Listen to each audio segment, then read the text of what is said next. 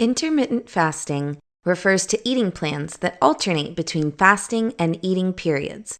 The goal is to systematically starve the body long enough to trigger fat burning.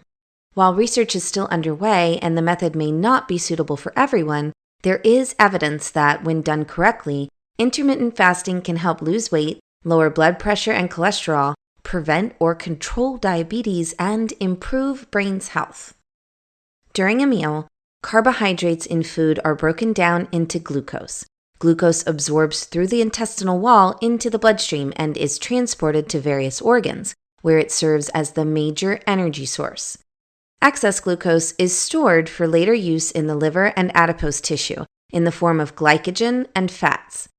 In between meals, when the body is in the fasted state, the liver converts glycogen back to glucose to keep supplying the body with energy. Typically, an inactive person takes about 10 to 12 hours to use up the glycogen stores, although someone who exercises may do so in much less time. Once the reserve of glycogen in the liver is depleted, the body taps into energy stores in adipose tissues. This is when fats are broken down into free fatty acids, which are then converted into additional metabolic fuel in the liver. Thus, if the fasted state lasts long enough, the body burns fat for energy and loses that extra fat.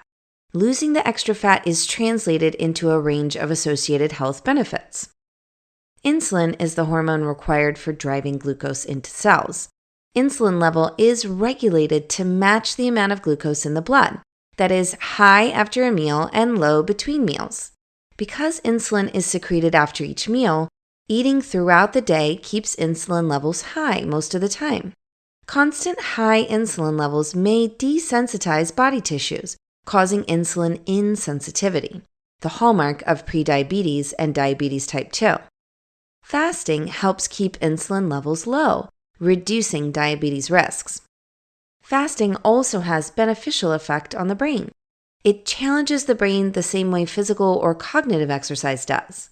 It promotes production of neurotrophic factors, which support the growth and survival of neurons. Fasting, however, is not for everyone.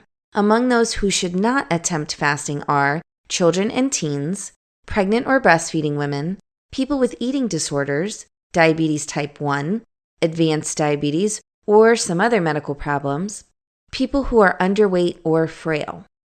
Fasting can also be unsafe if overdone, or if not done correctly.